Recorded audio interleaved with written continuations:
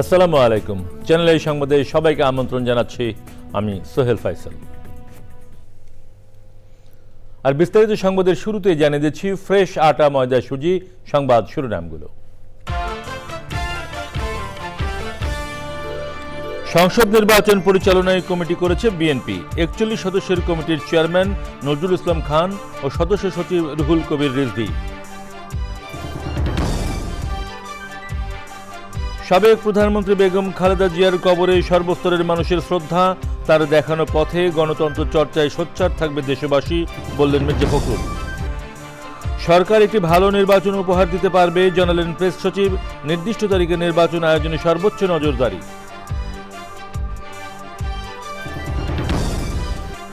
এবং তীব্র শীতে বিপাকে নীলফামারীর স্বল্প আয়ের মানুষেরা নতুন বছরের শুরুতে শীত উপহারে তুলে দিয়েছে স্বেচ্ছাসেবী সংগঠন ট্রাই ফাউন্ডেশন।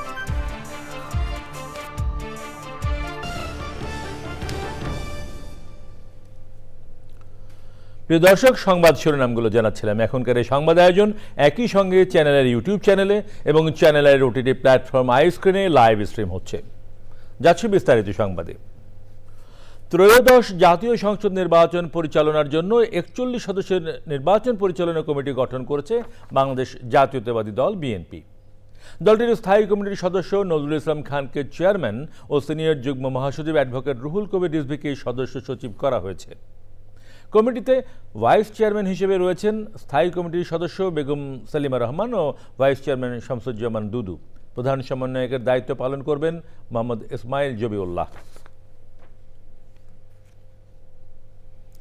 মুন্সিগঞ্জে ঘন কুয়াশার কারণে ঢাকা মাওয়া এক্সপ্রেসওয়েতে পৃথক ৩টি সড়ক দুর্ঘটনায় যাত্রীবাহী বাস ও ট্রাক সহ অন্তত ৭টি যানবাহন ক্ষতিগ্রস্ত হয়েছে। এসব ঘটনায় চালক সহ কমপক্ষে ৩৪ জন আহত হয়েছেন। শুক্রবার গভীর রাতে শ্রীনগর উপজেলার Chhonbari bridge, Bejgaon bus stand ও লৌহজং এলাকায় দুর্ঘটনাগুলো ঘটে। ফায়ার সার্ভিসের সদস্যরা উদ্ধার অভিযান চালিয়ে আহতদের শ্রীনগর স্বাস্থ্য কমপ্লেক্স, ঢাকা মেডিকেল কলেজ হাসপাতাল ও ফরিদপুর মেডিকেল কলেজ হাসপাতালে পাঠান। ফায়ার সার্ভিস জানায়, ঘন কুয়াশার কারণে দৃশ্যমানতা কম থাকায় দুর্ঘটনা ঘটেছে। বিএনপি চেয়ারপারসন সাবেক প্রধানমন্ত্রী বেগম খালেদা জিয়ার কবরে শ্রদ্ধা জানাতে প্রতিদিনই সমবেত হচ্ছেন দেশের বিভিন্ন প্রান্ত থেকে আসা মানুষ। সাবেক প্রধানমন্ত্রীর প্রতি শ্রদ্ধার খবর জানাতে যাচ্ছি শাকের আদনানের কাছে। তিনি আছেন জিয়া উদ্যানে। আদনান, সাবেক প্রধানমন্ত্রী বেগম খালেদা জিয়ার সমাধিতে গণমানুষের শ্রদ্ধা নিবেদনের খবর আমাদেরকে জানান।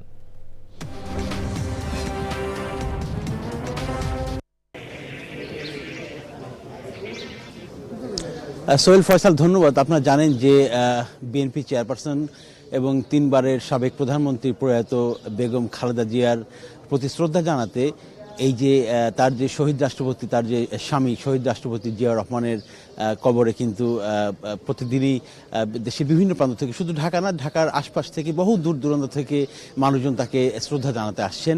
এবং আপনারা এই মুহূর্তে দেখতেই পাচ্ছেন যে এই যে কবরের যে প্রাঙ্গণটি রয়েছে, চারপাশ ঘিরা কিন্তু মানুষজন এখানে দাঁড়িয়ে রয়েছে। তার কারণ হচ্ছে তার প্রতি ভালোবাসা, তার প্রতি শ্রদ্ধা। তার ভক্ত অনুরাগীরা সহ তার সমর্থক যারা আছেন বেগম জিয়ার, তাকে তারা শ্রদ্ধা জানাতে আসছেন। তো আসলে আপনারা জানেন যে এরই মধ্যে কিন্তু আসলে 3 দিনের রাষ্ট্রীয় শোক চলছে এবং এর পাশাপাশি বিএনপির 7 দিনের শোক কর্মসূচিও কিন্তু চলছে। সেটারই একটা অংশ আছে রাষ্ট্রীয় কর্মসূচির অংশ, বিএনপির দলীয় কর্মসূচির অংশ সহ দুটো কর্মসূচি মিলেই কিন্তু এই যে তাদের যে দোয়া বা তাদের যে শ্রদ্ধা, সেটি কিন্তু তারা করছেন, প্রতিদিন করছেন। এবং এই শীতের সকালে, তীব্র শীতের সকালে কিন্তু মানুষজনের যে আবেগ, সেটি কিন্তু আসলে ধরে রাখার মতো না।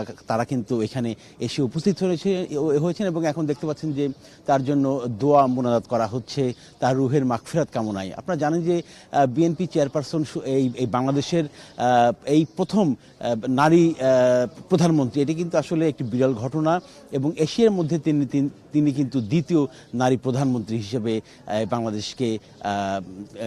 বাংলাদেশকে রাষ্ট্র পরিচালনায় তিনি তার যে মেধা, সেটি তিনি দেখিয়েছেন। তো এই দেখতে পাচ্ছেন এখানে দোয়া হচ্ছে। তো আসলে বেলা বাড়ার সঙ্গে সঙ্গে আরও মানুষের ঢল বা মানুষের যে জনস্রোত বা মানুষের যে ভালোবাসা, সেটি জানাতে আসবে বিভিন্ন শ্রেণী পেশার মানুষ। ফয়সাল। হ্যাঁ আদনান, আপনাকে ধন্যবাদ। বিএনপির মহাসচিব মির্জা ফখরুল ইসলাম আলমগীর বলেছেন, দলের ভারপ্রাপ্ত চেয়ারম্যান তারেক রহমানের নেতৃত্বে স্বাধীনতা, সার্বভৌমত্ব ও গণতন্ত্র প্রতিষ্ঠার পথে এগিয়ে যাবে বাংলাদেশ। দুপুরে গুলশান চেয়ারপারসনের কার্যালয়ের সামনে শোক বই স্বাক্ষর কার্যক্রম পরিদর্শন শেষে এই মন্তব্য করেন তিনি। মির্জা ফখরুল বলেন, বেগম জিয়ার বিদায় লগ্নে বিপুল মানুষের উপস্থিতি প্রমাণ করে তাঁর দেখানো পথে মানুষ গণতন্ত্র চর্চায় সোচ্চার। আর দলের স্থায়ী কমিটির সদস্য সালাউদ্দিন আহমেদ বলেন, বেগম জিয়ার শোককে দলীয় নির্বাচনী কাজে ব্যবহার না করার বিষয়ে সজাগ থাকবে বিএনপি। বিস্তারিত মির্জা ইমতিয়াজের রিপোর্টে। বেগম খালেদা জিয়ার শূন্যতা গুলশান কার্যালয়ে। দীর্ঘ 4 দশক যাকে ঘিরে আবর্তিত হয়েছে বাংলাদেশ জাতীয়তাবাদী দল বিএনপির রাজনীতি, আজ তিনি নেই, কিন্তু আছে তার অগণিত স্মৃতি। বৃহস্পতিবার সকাল থেকে গুলশানে বিএনপি চেয়ারপারসনের কার্যালয়ে শোক জানাতে আসেন বিভিন্ন রাজনৈতিক, সামাজিক সংগঠন, ব্যবসায়ী নেতা ও বিভিন্ন দেশের কূটনীতিকরা। শোক বইয়ে স্বাক্ষর করে শ্রদ্ধা জানানো শেষে এসব মানুষ বললেন, বেগম জিয়া ছিলেন দেশের স্বাধীনতা, সার্বভৌমত্বের এক নিরাপদ ঠিকানা। উনি খুব নির্ভীক, সৎ এবং খুব একজন ভালো একটা মানুষ ছিলেন। এই জাতি তার কাছ থেকে যেটা পেয়েছে, ভবিষ্যতে কোনো নেতৃত্ব এইভাবে বেরিয়ে আসবেন কিনা, জাতির জন্য অবদান রাখতে পারবেন কিনা, সেটা কিন্তু আজকে একটি বড় প্রশ্ন। যে ব্যক্তিগত শ্রদ্ধাবোধটি তিনি অর্জন করেছিলেন, এটি আসলে সকল রাজনীতিবিদের জন্য অনুকরণীয়। সাংবাদিকদের প্রশ্নের জবাবে দলের স্থায়ী কমিটির সদস্য সালাহুদ্দিন আহমদ বলেন, বেগম খালেদা জিয়ার মৃত্যুর শোককে শক্তিতে পরিণত করে জাতি বিনির্মাণে কাজ করবে বিএনপি।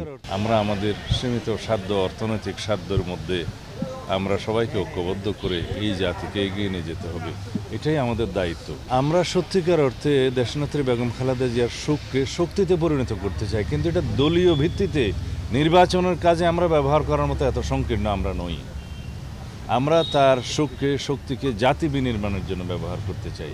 বিএনপির মহাসচিব মির্জা ফখরুল ইসলাম আলমগীর বলেন, বেগম জিয়ার প্রতি মানুষের আবেগ ভালোবাসা বাংলাদেশ জাতীয়তাবাদী দলকে আরও শক্তিশালী করবে। যিনি তার সমস্ত জীবনই গণতন্ত্রের প্রতিষ্ঠার জন্য সংগ্রাম, লড়াই করেছেন, কারাভোগ করেছেন এবং শেষ দিন পর্যন্ত তিনি অসুস্থ ছিলেন, কিন্তু কখনো আপনার এই দেশ ছেড়ে চলে যাননি।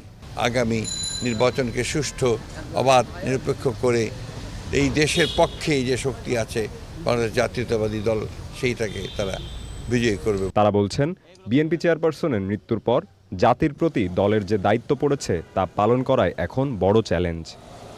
Mirza Imtiaz, channel I, Dhaka. দলের চেয়ারপারসন বেগম খালেদা জিয়ার মৃত্যুতে শোক কাটিয়ে নির্বাচনী কার্যক্রমে ফিরেছে বিএনপি। বিএনপির ভারপ্রাপ্ত চেয়ারম্যান তারেক রহমানের গুলশানের বাসভবনের সামনে আছেন পান্থ রহমান। সরাসরি যাচ্ছি তার কাছে। পান্থ, তারেক রহমানের বাসভবনের সামনে নেতাকর্মীদের উপস্থিতি কেমন?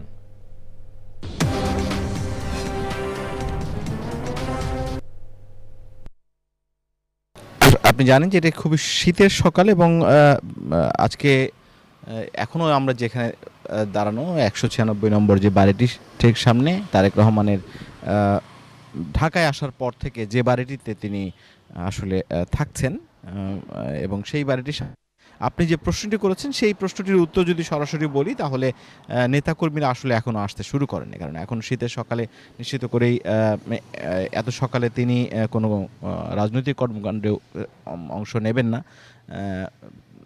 তার আজকের কর্মকাণ্ড কি, রাজনৈতিক কর্মকাণ্ড কি, বা তিনি কার্যালয়ে যাবেন কিনা সেই বিষয়ে এখনও পর্যন্ত আমরা নিশ্চিত হতে পারিনি। ফলে আমার ধরে নিচ্ছি যে তিনি হয়তো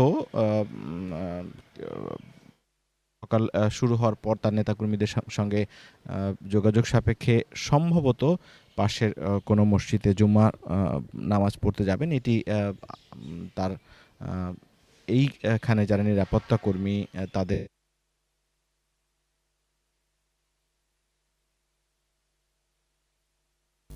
তার রাজনৈতিক কর্মকাণ্ড বা আজকে তার কি কর্মসূচি সেই বিষয়ে এখনো আমরা তেমন কিছু জানি না।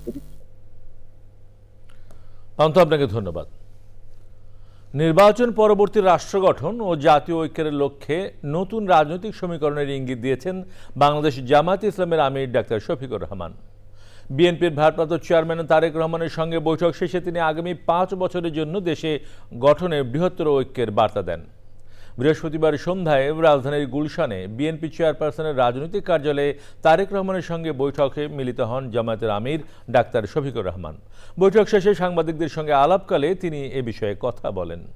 এর আগে ডাক্তার শফিকুর রহমানের নেতৃত্বে জামায়াতের প্রতিনিধি দল সদ্য প্রয়াত সাবেক প্রধানমন্ত্রী এবং বিএনপি চেয়ারপারসন বেগম খালেদা জিয়ার শোক বইয়ে স্বাক্ষর করেন এবং তার রুহের মাগফিরাত কামনা করেন।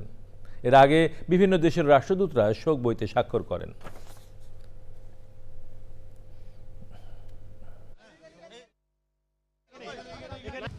জাতির স্থিতিশীলতার স্বার্থে একটা সুন্দর পরিবেশ ফিরিয়ে আনার স্বার্থে আমরা সবাই মিলেমিশে ভালো কোনো চিন্তা করতে পারি কিনা সেটাও আমাদের চিন্তা করা দরকার। এবং আমরা এটাও বলেছি, নির্বাচনের পরপরই সরকার গঠনের আগেই আমরা ইনশাল্লাহ বসবো, খোলা মনে কথা বলবো, জাতির জন্য আমরা চিন্তা করব, জাতির জন্য আমরা সিদ্ধান্ত নিব। আপনারা দোয়া করবেন আমরা সবাই যেন ম্যাডাম যে ঐক্যের জায়গাটা পাটাতন যেটা তৈরি করে দিয়ে গেছেন তার উপর দাঁড়িয়ে আমরা যেন আমাদের দায়িত্ব পালন করতে পারি। সরকারে ভালো একটা নির্বাচন উপহার দিতে পারবে বলে জানিয়েছেন প্রধান উপদেষ্টার প্রেস সচিব। নির্দিষ্ট তারিখে যাতে নির্বাচন হয় সেদিকেই সর্বোচ্চ নজর রাখছে সরকার। প্রেস সচিব বলেন, মনোনয়নপত্র দাখিল নিয়ে বিভিন্ন দলের প্রার্থীদের মধ্যে কোনো সংঘর্ষ বা অনভিপ্রেত কিছু ঘটেনি, এটা স্বস্তির একটা বড় কারণ। মোস্তফা মল্লিকের রিপোর্ট। উপদেষ্টা পরিষদের বৈঠক নিয়ে বিস্তারিত জানাতে নগরীর ফরেন সার্ভিস একাডেমিতে প্রধান উপদেষ্টার প্রেস উইংয়ের নিয়মিত ব্রিফিং। আপনি মোবাইল ফোন আমদানির সংবাদ সম্মেলনে জানানো হয়, মোবাইল ফোন আমদানিতে কাস্টমস ডিউটি 25% পরিবর্তে কমিয়ে 10% করা হয়েছে। দেশে উৎপাদিত ফোনের ট্যাক্স 10% থেকে কমিয়ে করা হয়েছে 5%। জানানো হয়, নতুন শিক্ষাবর্ষের পাঠ্যপুস্তকের 93% এরই মধ্যে শিক্ষা প্রতিষ্ঠানগুলোতে পৌঁছে গেছে। 15ই জানুয়ারির মধ্যে সব বই শিক্ষার্থীরা হাতে পাবে। এক প্রশ্নের জবাবে প্রেস সচিব বলেন, নির্বাচন নিয়ে এখন পর্যন্ত কোনো সহিংসতা হয়নি। নমিনেশন ফাইলিং নিয়ে কিন্তু আমরা এখন পর্যন্ত কোনো ধরনের কোথাও বিশৃঙ্খলা আমরা দেখি নাই, কোনো ক্ল্যাশ, কোনো ভায়োলেন্স দেখি নাই। নমিনেশন যে খুব কম পড়েছে তাও না, প্রতি কনস্টিটিউয়েন্সি অনুযায়ী গড়ে 8 জনেরও বেশি পার্টিসিপেন্ট ক্যান্ডিডেট আছেন। আর 50টার বেশি রাজনীতিক দল তাদের প্রার্থী দিয়েছে ইলেকশনে। শফিকুল আলম বলেন, দিন শেষে একটা গ্রহণযোগ্য, অবাধ ও নিরপেক্ষ ভালো নির্বাচন দেশবাসীকে উপহার দেবে সরকার। আমরা আশা করছি বাংলাদেশকে ইন্টারিম গভর্নমেন্ট একটা ভালো নির্বাচন অর্গানাইজ করতে পারবে, ভালো একটা নির্বাচন উপহার দিতে পারবে। আমরা আশা করছি এটা বাংলাদেশের one of the best election হবে, free, fair, participatory, credible, inclusive, আপনি ফেস্টিভ সবই। এবং সেই অনুযায়ী যা যা ব্যবস্থা নেওয়ার, সিকিউরিটি অবশ্যই একটা, অনেকে এই কথাগুলো বলেন, এটা নিয়েও বারবার মিটিং হচ্ছে। আমাদের তরফ থেকে হাইয়েস্ট অ্যাটেনশন দেওয়া হয়েছে এই বিষয়ে। সাবেক প্রধানমন্ত্রী ও বিএনপি চেয়ারপারসন বেগম খালেদা জিয়ার জানাজায় সার্কের 5 দেশের মন্ত্রী পর্যায়ের প্রতিনিধিদের সঙ্গে প্রধান উপদেষ্টার কথা হয়েছে। সার্ককে আবারও এগিয়ে নেয়ার জন্য একসঙ্গে কাজ করার তাগিদ দিয়েছেন প্রধান উপদেষ্টা। Mostafa Mallik, channel I, Dhaka. নীলফামারীতে ঘন কুয়াশা আর হিমশীতল বাতাসে জবুথবু মানুষ। তীব্র শীতে গরম কাপড়ের অভাবে এই অঞ্চলের স্বল্প আয়ের মানুষ চরম বিপাকে পড়েছেন। নতুন বছরের শুরুতে শীত উপহার হিসেবে শীতার্ত ও অসহায় মানুষের হাতে কম্বল তুলে দিয়েছে স্বেচ্ছাসেবী সংগঠন ট্রাই ফাউন্ডেশন। নীলফামারী থেকে আনারুল আলমের তথ্য ও ভিডিওচিত্রে আল মুকসিদের রিপোর্ট। 2 দশক ধরে ট্রাই ফাউন্ডেশন সমাজের অসহায় ও ছিন্নমূল মানুষের জন্য নিরলসভাবে কাজ করে যাচ্ছে। উত্তরের হিমালয়ের কাছাকাছি নীলফামারীতে শীতের তীব্রতায় মানুষের জীবনযাত্রা এখন স্থবির। ঠিক তখনই ট্রাই ফাউন্ডেশন শীত বস্ত্র হিসেবে কম্বল উপহার নিয়ে পাশে দাঁড়িয়েছেন। শীতার্ত ও অসহায় মানুষ নতুন বছরে কম্বল হাতে পেয়ে আনন্দিত।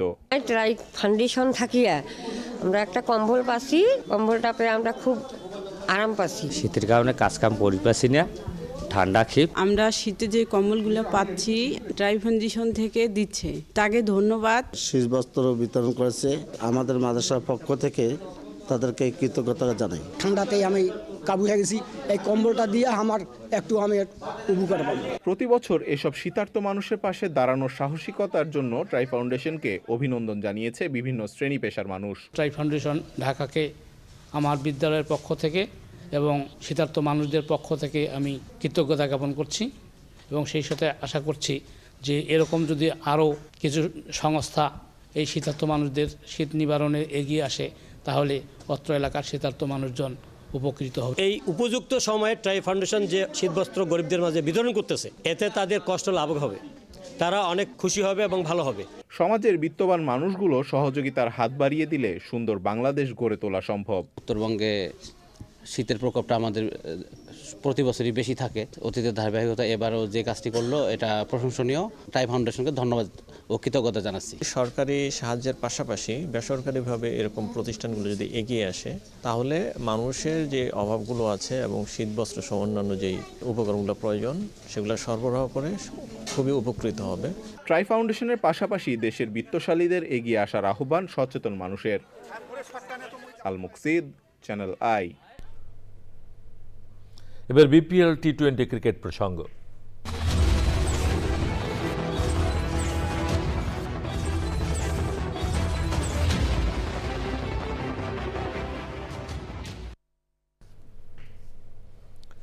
সিলেটের ক্রিকেট উন্নয়নে বিসিবির নতুন পরিকল্পনা কাজে লাগাতে চান বোর্ড পরিচালক রাহাত শামস। চ্যানেল আইকে দেওয়া এক আন্তঃ সাক্ষাৎকারে তিনি বলেন, সিলেটে বিসিবির একটি আঞ্চলিক অফিস হলে স্থানীয় ক্রিকেটাররা জাতীয় পর্যায়ে আরও বেশি সুযোগ পাবে। সিলেট থেকে বিল্লাল হোসেনের ক্যামেরায় তানভীর আহমেদের রিপোর্ট। পৃথিবীর অন্যতম সুন্দর স্টেডিয়ামের একটি সিলেট আন্তর্জাতিক ক্রিকেট স্টেডিয়াম। চারপাশের প্রাকৃতিক সৌন্দর্য মুগ্ধ করে দর্শকদের, তবে সৌন্দর্যের পাশাপাশি খেলোয়াড়দের নিয়মিত খেলার সুযোগে যে সমান গুরুত্বপূর্ণ সেটাই মনে করিয়ে দেয় সিলেটের স্থানীয় ক্রিকেটের বাস্তবতা। সিলেট স্টেডিয়ামে দুটি ক্রিকেট মাঠ থাকলেও স্থানীয় ক্রিকেটারদের ভরসা জেলা স্টেডিয়াম। এবার সেই অপেক্ষার অবসান ঘটিয়ে স্বস্তির খবর দিয়েছেন বিসিবি পরিচালক রাহাত শামস। আউটার স্টেডিয়ামে আয়োজন করা হবে league match. Local cricket board যদি হয়, রিজিওনাল ক্রিকেট বোর্ড হইলে আমরা অনেক জিনিস যে কুইকলি ফিক্স করতে পারবো, আবার মনে হয় যে প্রসিজিওরাল ডিলেটা আমরা কমাইতে পারবো। সো এটা যদি করতে পারি তাহলে আমাদের service to the customers, frontliners. Sylhet জেলা স্টেডিয়াম পুরোপুরি ফুটবলের জন্য নিতে চায় বাফুফে। এই বিষয়েও নিজের অবস্থান তুলে ধরেছেন বিসিবির এই পরিচালক। আমাদের এখন যতগুলো গ্রাউন্ড আছে সেইখান থেকে আমরা যতটুকু প্র্যাকটিসের জন্য বাইর করতে পারি, টুর্নামেন্টের জন্য বাইর করা কিন্তু ডিফিকাল্ট হয়। টুর্নামেন্ট আমরা লিগটা চালু করতেছি, আমরা জেলা ক্রীড়া সংস্থার যে ডিস্ট্রিক্ট স্টেডিয়াম, এই ডিস্ট্রিক্ট স্টেডিয়ামটা আলহামদুলিল্লাহ ভালো খেলার জন্য উপযুক্ত হয়ে গেছে।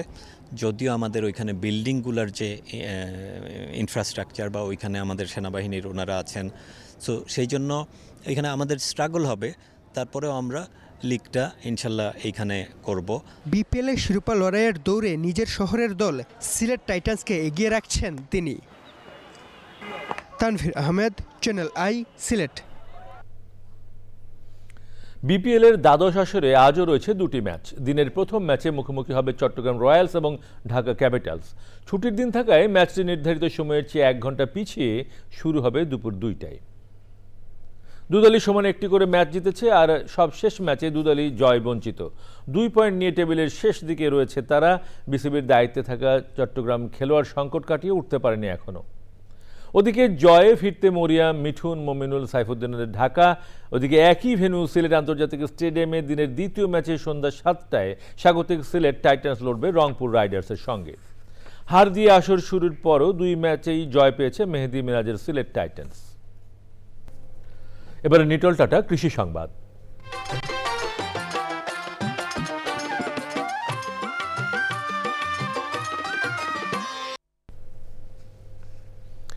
তীব্র শীত আর ঘন কুয়াশায় হুমকির মুখে পড়েছে যশোরে মাঠের পর মাঠ বোরো বীজতলা। কৃষক বলছে, শৈত্যপ্রবাহ দীর্ঘায়িত হলে এ অঞ্চলের শতভাগ বীজতলায় কোল্ড ইঞ্জুরিতে আক্রান্ত হবে, যা এবার বোরো চাষের উপর বড় ধরনের প্রভাব ফেলবে।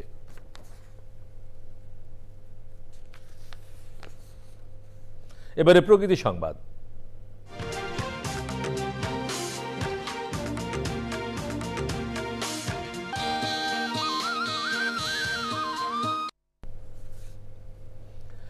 বাংলাদেশের দক্ষিণ প্রান্তে মেঘনা নদী ও বঙ্গোপসাগরের মোহনায় অবস্থিত দ্বীপ উপজেলা হাতিয়া। এক পাশে সবুজ ম্যানগ্রোভ বন, অন্য পাশে দিগন্ত জোড়া সমুদ্র আর বালুকাবেলা প্রকৃতির অপার সৌন্দর্যে ঘেরা এই দ্বীপ। নির্জনতা আর বৈচিত্র্যময় প্রাকৃতিক পরিবেশের টানে দেশের বিভিন্ন প্রান্ত থেকে ভ্রমণ পিপাসু মানুষজন ছুটে আসছেন এখানে।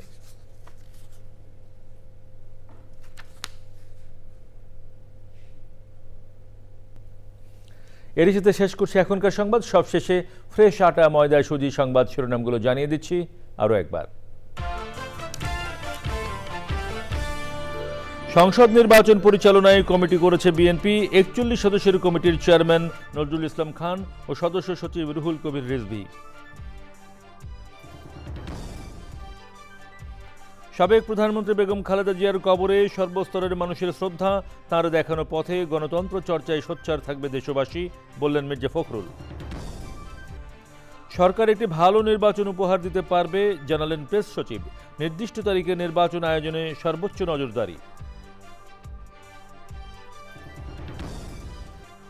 এবং তীব্র শীতে বিপাকে নীলফামারীর স্বল্প আয়ের মানুষেরা নতুন বছরের শুরুতে শীত উপহার তুলে দিয়েছে স্বেচ্ছাসেবী সংগঠন ট্রাই ফাউন্ডেশন।